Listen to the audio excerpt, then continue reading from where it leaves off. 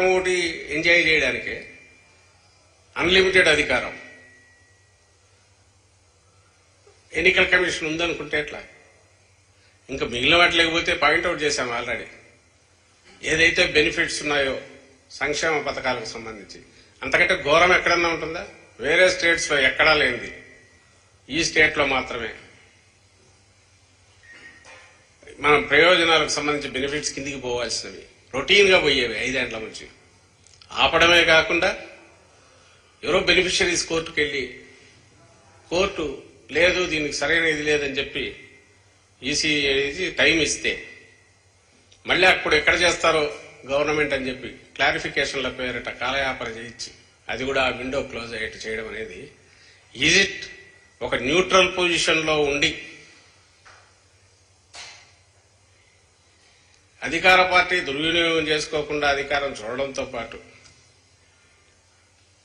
వేరే శక్తులు ఏమన్నా తన మీద పనిచేసి తద్వారా నష్టం జరిగే ఇది రాకుండా చూడాల్సిన ఎలక్షన్ కమిషన్ కేవలం ఒక దీనికి సంబంధించిన వరకు అది ఓపెన్ గా బ్లాటెంట్ గా వాళ్ళు ఇచ్చే సలహాలు మాత్రము సూచనలు మాత్రము లేదా ఆదేశాలు మాత్రమే తీసుకుని వ్యవహరించడం అనేది ప్రజాస్వామ్యాన్ని నేరుగా ప్రజాస్వామ్యానికి నష్టం కలిగించడం కాదా? పోలింగ్ అయిపోయింది. పోలింగ్ అయిన తర్వాత మళ్ళీ ఇప్పుడు ఇవన్నీ అసహజమైనవే. ఇవేవి న్యాచురల్ గా జరిగే గొడవలు కాదు. ఈరోజు వన్ సైడ్ అటాక్స్ జరుగుతున్నాయి. దీనికి ఖచ్చితంగా ఎలక్షన్ కమిషనే బాధ్యత వహించాలి. కరెక్ట్ చేసుకునే ప్రయత్నం కూడా చేయలేదు.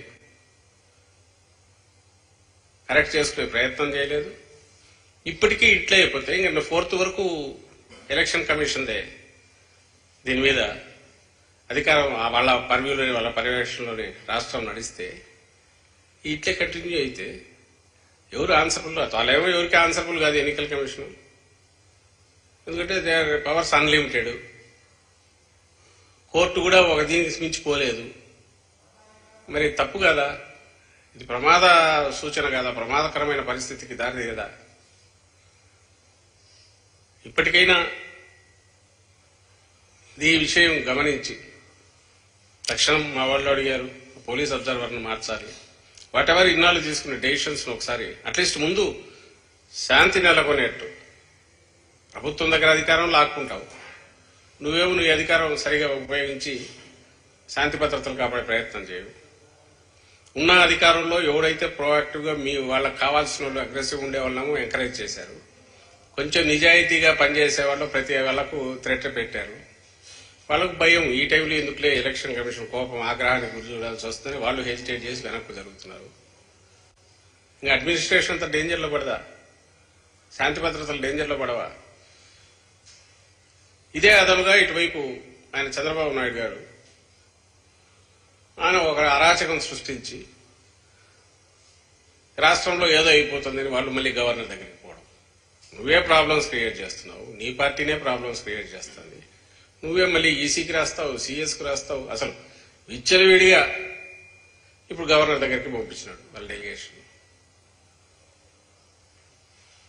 ఎన్నికల కమిషన్ అధిక పర్యవేక్షణలో ఉన్న సిస్టమ్ అది ఫెయిల్ అయితే రెస్పాన్సిబిలిటీ పూర్తిగా ఎన్నికల కమిషన్దే. దాన్ని నేను ఇంతకుముందు అన్నట్టు ఫెయిల్ అయిందో లేదా పక్షపాత ధోరణిలో వ్యవహరిస్తోంది ఎన్నికల కమిషన్, లేదా ఉదాసీనంగా ఉన్నందువల్ల ఘోరాలు జరిగిపోతున్నాయి. కనీసం ఇప్పటికైనా అది రియలైజ్ అయ్యి కరెక్టివ్ మెజర్స్ తీసుకొని అడ్మినిస్ట్రేషన్ దానిని జరిగేట్టుగా జోక్యం, మితిమీద జోక్యం తప్పించకపోతే వచ్చే 10-15 రోజులు ఇంకా రాష్ట్రంలో పరిస్థితి అధ్వాన్నంగా తయారవుతుంది. నువ్వు వీధుల్లో పడి కొట్టుకోమని వదిలేయడం అంటే అంతకంటే ఘోరం ఉండదు. మా పార్టీకి సంబంధించినంత వరకు ఇది ప్రజలకు నష్టం కలిగించేది లేదా శాంతి భద్రతకు భంగం కలిగించే ఎలాంటి వాయిట అది మాకే నష్టం.